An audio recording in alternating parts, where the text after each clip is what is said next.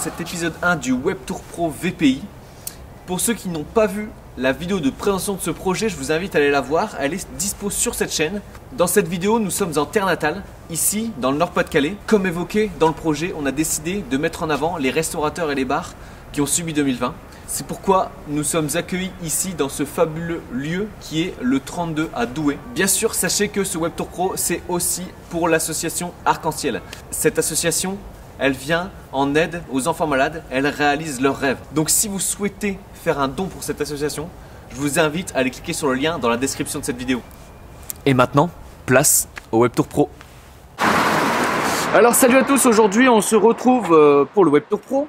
Et cette fois-ci, on va à la rencontre d'un abonné, un compte Instagram, celui-ci. Et voilà, son projet Instagram est plutôt particulier. Il a intéressé pas mal de monde, des grandes personnes de la télévision. Et du coup, on s'est dit que on allait aussi passer un petit moment avec lui et puis nous expliquer un petit peu pourquoi il s'est lancé dans cette aventure.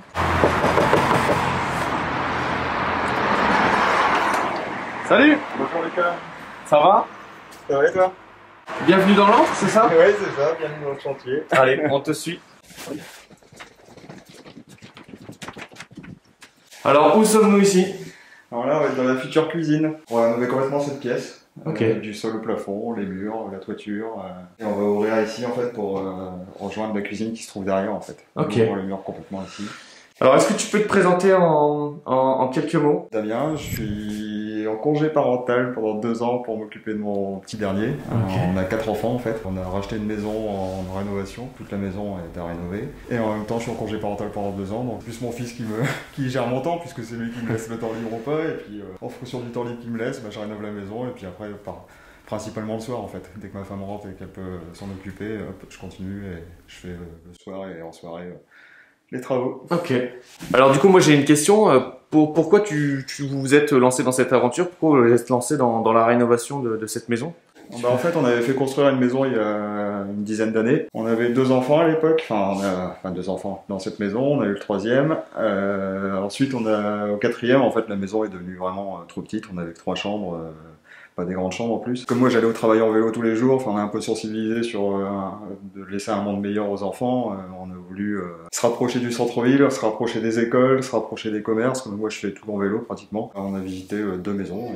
C'est celle-ci, on a eu un petit coup de cœur dessus en fait, sur le cachet de la maison. C'est un peu les volumes qui nous ont fait peur au début. Pourquoi vous avez décidé de créer un compte Instagram dédié à ce chantier? Pourquoi vous êtes lancé sur les réseaux sociaux, cette aventure? Est-ce que c'était dans un but particulier ou alors juste pour présenter votre projet rénovation aux autres? Après, moi je regarde beaucoup de vidéos sur YouTube de pros. Alors qui? On veut des noms, Alors j'ai JVS, Eric Le Carleur. Rachel Style Rénovation, là c'est plus pour se divertir. C'est une superbe usine sur pas loin d'ici en plus. Ouais. C'est aussi des nordistes. Takayaka. J'ai vraiment chacun sa spécialité en fait. Donc en fait je me forme comme ça, je les regarde, je passe beaucoup de soirées là-dessus. Et puis du coup moi je me suis dit bon, c'est bien parce que c'est des pros, du coup ils y arrivent facilement, donc ils expliquent bien tout ça. Et je me suis dit autant partager à un amateur. Ouais. Moi je suis vraiment un amateur.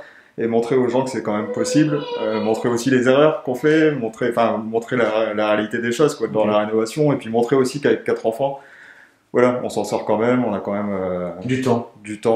C'est vraiment mon fils qui me gère, qui me fait mon planning de journée, parce que s'il a pas envie de dormir, Ouais, mais donc si on fait une gamelle de mortier, mais qu'il a décidé de se réveiller. Tant pis, la gamelle de mortier, elle reste dans elle reste dans l'âge. Ok, je comprends.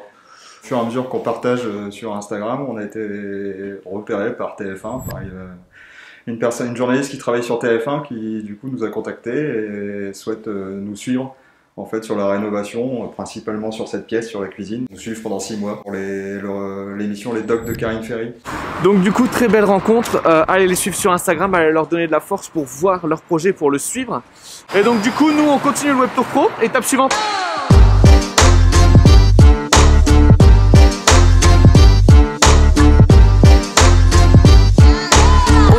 On se retrouve chez Willam. Willam, c'est qui? C'est un négoce matériaux, partenaire VPI, qui a 3 magasins. Et donc, on va faire une petite interview pour apprendre à les connaître. Alors est-ce que vous pouvez nous raconter un petit peu l'histoire de Willam, de ses débuts à aujourd'hui et peut-être les projets futurs? L'entreprise Willam a été créée par notre père. C'est une entreprise qui existait, que notre père a reprise. Donc à l'époque, c'était un fabricant de parpaings essentiellement. Au fil du temps, il l'a transformé en négoce matériaux. En 1989, on a créé la société CRL Willam, à laquelle j'ai adhéré à cette époque-là, en apportant les transports en plus. Ce qui fait qu'après, on a eu une deuxième activité qui était transport. J'ai quitté un peu l'entreprise pendant un petit moment. Et là, c'est Olivier qui a pris le relais à cette époque-là. Ok. Donc Olivier, toi, tu as pris le relais à ce moment-là? Je suis arrivé en 94 dans la société Willam. Ok. Donc on a continué à développer le négoce de matériaux et le transport. Et après, en 2012, j'ai ouvert Brico Willam à Vennes. Ok. Et ensuite, en 2016, j'ai ouvert Brico Glajon. Ouais, donc Glajon, en fait, c'était déjà un magasin de... Voilà. Brico Glajon, c'était un ancien brico-marché. Ok. Et j'ai appris qu'il avait fermé. Donc, du coup, je me suis dit, c'est une bonne opportunité pour pouvoir développer un peu notre secteur. En fait, on a fait beaucoup de travaux là-bas. Il y avait essentiellement un libre-service, ouais, voilà. Okay. Du coup, on a fait une cour matériaux pour dire de satisfaire notre clientèle au maximum. Ok, même pour donc du coup pour les professionnels, alors qu'il n'y avait pas de cours matériaux qui était, voilà, avant c'était vraiment le libre service destiné, c'était du petit bricolage, on va dire. C'est ça. Ok. Ouais. Pourquoi on vient acheter chez Willam? Pourquoi les clients ils viennent plutôt acheter chez vous plutôt que chez un autre? Voilà, c'est une question qui me taraude. Je pense qu'ils viennent d'abord pour le conseil. On a des bons vendeurs comptoirs, donc ça, c'est fortement impressionné nos clients. Bien formés par nos fournisseurs aussi. Ouais. Bien formés par nos fournisseurs. Petit clin d'œil. Après, on a de la réactivité, on est très réactif. Au point de vue livraison, on s'est livré, on a une bonne flotte, on a un bon service de livraison. Donc on sait répondre du jour au lendemain sans souci. Oui. Et on a du stock, on a beaucoup de stock, donc c'est rare qu'on a des ruptures. Donc vous faites partie d'un groupement qui est Maintenor. Aujourd'hui, vous êtes sous les couleurs de l'enseigne. Est-ce que vous pouvez nous en dire quelques mots? Maintenor, c'est un groupement de négoces d'indépendants qui fait partie de CMEN. Que Maintenor, c'est tout ce qui est nord de Paris. On va dire la Picardie, la Marne, mais tout ce qui est au nord de Paris. Et ensuite, Maintenor fait partie de CMEN qui est national. On a une centrale d'achat qui nous permet d'acheter plus correctement sous la référence Maintenor. Okay. On a un camion malaxeur. Okay. C'est un procédé qui vient du Canada. Et le principe, c'est qu'on facture que ce que tu consommes.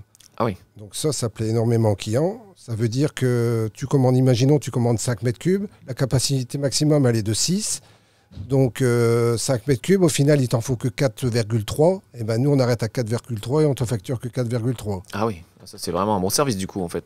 Voilà, et au final, vice-versa, si tu as commandé 5, mais tu étais un peu juste, il te faut faire 5,2 ou 5,4, on est capable de te faire les 5,4. On n'est pas trop limité en rayon vu que tous les produits sont secs dans le camion. Le mélange se fait chez le client.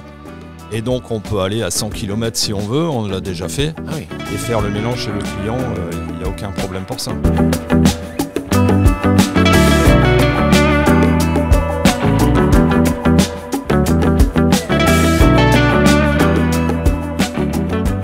Derrière ça, l'idée d'aider une association telle que Arc-en-Ciel, ça nous touchait profondément. Et aider des enfants, l'idée était très bonne et pour nous, franchement, on n'a pas réfléchi, on est parti dedans. Merci pour eux en tout cas. Et maintenant, prochaine étape du Web Tour Pro.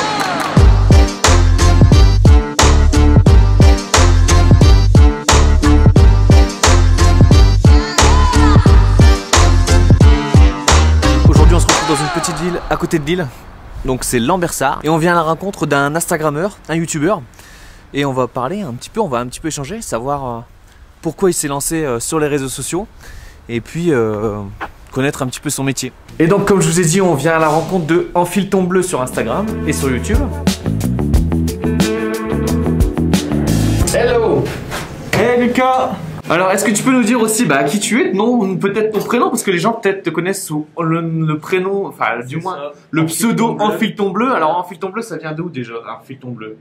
Enfileton Bleu, c'est ma sœur qui m'a trouvé mon nom de scène, on va dire. J'ai demandé à ma sœur, justement, qui est un peu dans tout ce qui est com, etc. Et je lui ai dit, il faudrait que tu me trouves un nom qui représente un peu ce que je veux faire, etc. sur les réseaux sociaux. Et elle m'a dit comme ça, d'un coup d'un seul, elle m'a dit, ouais, je sais pas, genre un truc un peu comme Enfileton Bleu, tu vois. Et Ok. dit, carrément, mais c'est trop bien. Ok. Donc voilà, le petit truc, c'était ça, quoi. Ok. Et alors, et du coup, ton prénom c'est Mon prénom, c'est Gonzague. Gonzague. Voilà. Alors rien à voir avec Enfileton Bleu, mais. Alors Voilà. c'est vrai qu'il y en a pas mal qui m'appellent quand même par mon prénom. Ok. Parce que quand je fais des lives et tout, souvent je dis mon prénom, je me présente, etc. Ah, c'est plus simple. C'est vrai qu'il y en a pas mal qui me connaissent sous Gonzague, mais ouais, c'est bien de le rappeler. Ouais. Bah oui, quand même. Et donc toi, t'es présent sur les réseaux sociaux depuis quand? Alors moi, on va dire que ça fait réellement une petite année. Ok. Petite année. Donc Instagram, YouTube essentiellement? Ouais, YouTube, Instagram, TikTok. Mon plus gros réseau social, c'est TikTok. Ok, ok. Mais en fait, la communauté est complètement différente. Parce qu'en fait, je sais pas comment expliquer ça. En fait, celle qui interagit le plus avec ce que je fais, ça va être Instagram. Ouais. Et TikTok, c'est plus, tu vois, des vidéos que je vais mettre que des gens, ils vont aimer voir un peu. En fait, TikTok, c'est vraiment que du visuel. D'accord. Il n'y a pas d'échange technique, il y a pas de. Ouais. Alors que sur Instagram, c'est complètement différent. Je vais te dire un truc con, mais Ouais. en gros, c'est que moi, j'ai des potes qui me suivent au début, qui ont commencé à me suivre et qui m'ont dit en fait, je pensais que tu posais que des toilettes, tu vois. Ah oui, ah oui, ah oui. Et, Ouais, c'est le- et c'est là que je me suis Ok. dit, en fait, ce que je fais, c'est cool parce que déjà, moi, j'ai des parents, tu vois, j'ai carrément aujourd'hui des mamans, des papas qui me disent, j'ai mon fils, il voudrait aller en bâtiment, je vois ce que vous faites, je trouve ça super intéressant, je vais lui montrer, et tu vois, et c'est ça. Je montre le métier vraiment dans sa globalité. Et les parents, ils peuvent même se projeter. C'est-à-dire que des parents qui sont pas du tout manuels, ils peuvent se projeter quand leur gamin il va leur dire je voudrais aller dans le bâtiment. Tu vois, l'image elle va être complètement différente. Le bâtiment, ce qui est compliqué, c'est que ça reste quand même une voie, on va dire une voie de secours, quoi. Ouais. Et c'est un peu dommage. Alors tu vois, c'est bien pour ça. Et j'en reviens encore une fois au Webtour Pro. Je considère qu'il y a beaucoup de gens qui voient le métier du bâtiment des fois d'un point de vue négatif. Ouais. Et en fait, il y a plein de métiers qui touchent de près ou de loin le bâtiment qui sont finalement hyper intéressants et en plus qui évoluent. C'est-à-dire que on schématise le métier du bâtiment comme ah bah d'accord, donc dans ce cas-là tu vas finir dans le bâtiment. Et ça c'est horrible en fait. Enfin, je veux dire, aujourd'hui, se dire je vais dans le bâtiment parce que je sais pas quoi faire d'autre, c'est vraiment dommage. Parce que Mais voilà, encore une fois, on insiste bien sur le fait que il n'y a pas de sous-métier déjà de une, Non. et dans le bâtiment encore moins parce que vraiment. aujourd'hui, on a besoin. Moi, c'est vraiment. Je reviens vraiment à ça. C'est que aujourd'hui, nous, dans le bâtiment, on a vraiment besoin de gens qui aiment ce qu'ils font, des passionnés, et puis surtout d'avoir des gens qui ont même qui veulent aller plus loin dans les études, tu vois. Oui.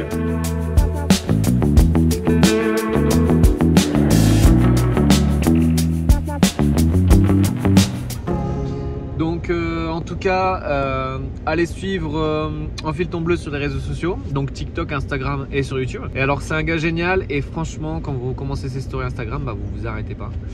Donc très belle rencontre et voilà, maintenant on continue le Webtour Pro. Prochaine étape maintenant.